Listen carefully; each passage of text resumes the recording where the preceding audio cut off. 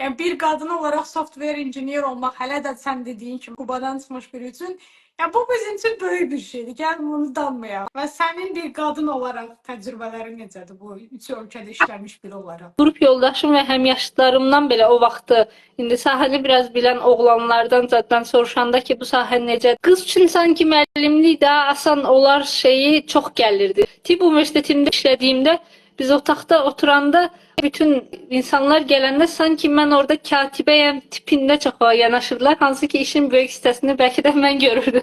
Bunu ən çox adama qadınlar eləyir. Çox başıma gəlib ki, məsələn bir oğlan mühəndislə yaxud bir neçə adam bir yerdəyik. Mənim təcrübəm daha çoxdur. Amma kimsə məsləhət almaq istəyəndə oğlanlardan məsləhət alır. Sahədə düşünürsənmi ki, qadınlar daha az maaş alır kişilərdən? Şirkətlərdə yenə də ədalət mexanizmi tam yoxdur da. Sən nə qədər maaş istəyirsənsə, düz deyə bir bariyer var, amma istədiyin maaşa uyğun zad yenə bir şeylər dəyişilə bilir.